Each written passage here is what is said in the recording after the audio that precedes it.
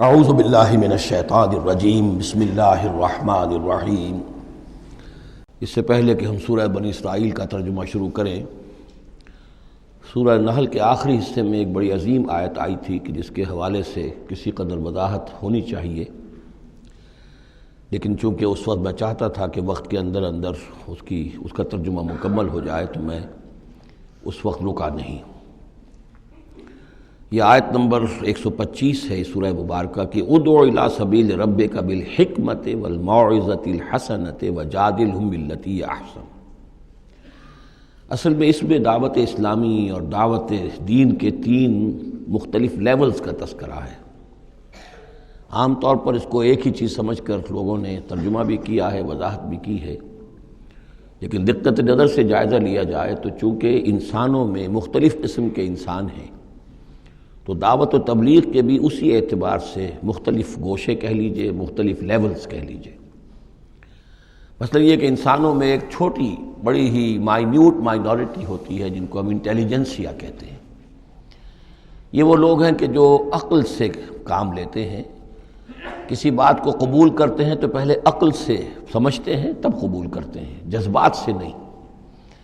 اور یہ کہ کسی شے کو رد کرتے ہیں تو دلیل سے کرتے ہیں، اگر قبول کرتے ہیں تو دلیل سے، رد کرتے ہیں تو دلیل سے۔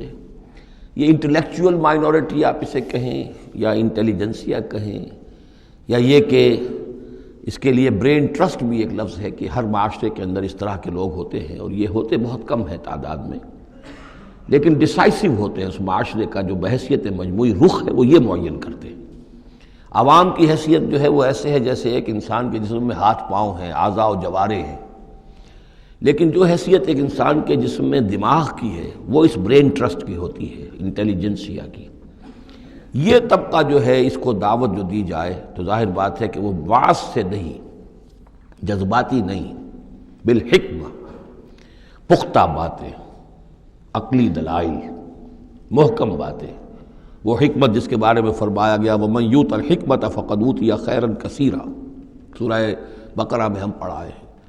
اور وہ حکمت کے جو 3 جگہ پر حضور صلی اللہ علیہ وسلم کی جو تعلیم و تربیت ہے اس کے مراحل میں سب سے اونچا مرحلہ بیان ہوا ہے، یتلو علیہم آیاتہ ویزکیہم ویعلمہم الکتاب والحکمہ۔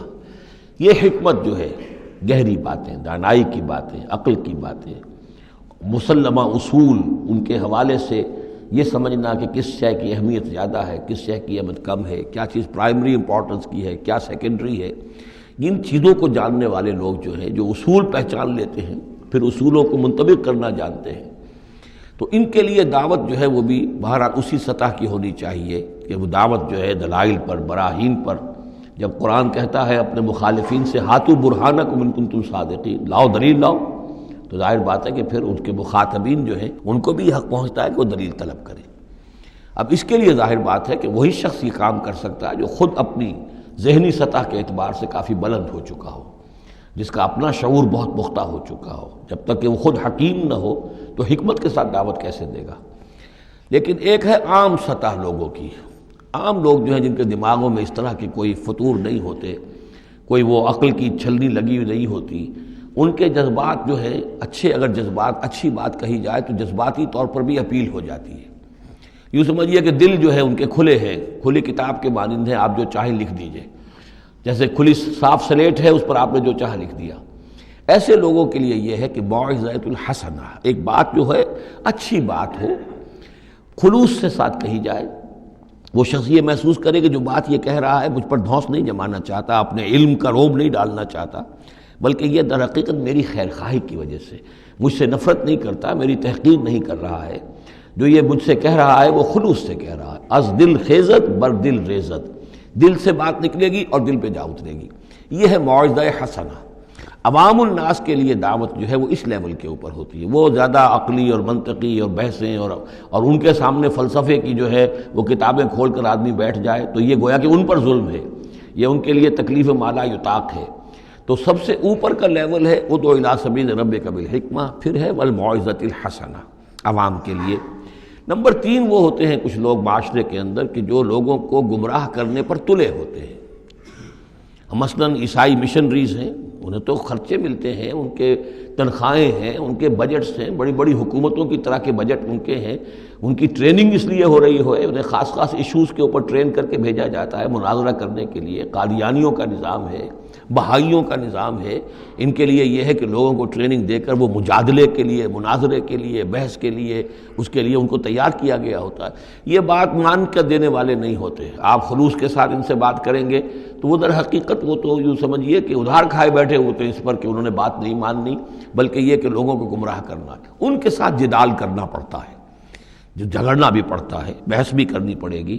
لیکن اس بحث میں بھی جو ہمارے ہاں مناظرے کا لفظ آیا ہے، قرآن مجید میں مناظرے کا لفظ نہیں آیا ہے، مجادلے کا لفظ آیا ہے۔ جادلہم، ہاں ان سے جھگڑو، انہیں جواب دینے پڑیں گے ایسے کہ جو انہیں خاموش کر دیں۔ اگر وہ خاموش نہیں ہوں گے تو عوام الناس کے اوپر ان کا اثر ہو جائے گا۔ لیکن اس مجادلے میں بھی تمہارا اپنا اخلاقی معیار برقرار رہنا چاہیے، نیچے نہ اترو، گالم گلوچ پر نہ آ جاؤ، بہت گھٹیا انداز اختیار نہ کر لو، بلکہ جیسے کہا گیا کہ ان کے معبودوں کو گالیاں نہ دینی شروع کر دو، بلکہ یہ کہ ان میں بھی ہمیں آداب، اس کے اندر بھی آداب کو ملحوظ رکھتے ہوئے۔ تو یہ 3 لیولز ہیں، ادعو الی سبیل ربک بالحکمت والموعظۃ الحسنۃ وجادلہم باللتی احسن۔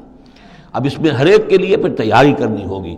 قادیانیوں سے مباحثے کرنے کے لیے ظاہر بات ہے عام آدمی نہیں کر سکتا جب تک کہ ان اسپیشل ایشوز کے اوپر اس کو صحیح جو ہے اس کو تعلیم نہ دے دی گئی ہو، اس کی اوپر تربیت نہ ہو گئی ہو۔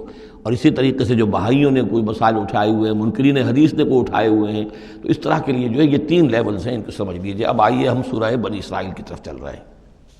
صدق اللہ العظیم۔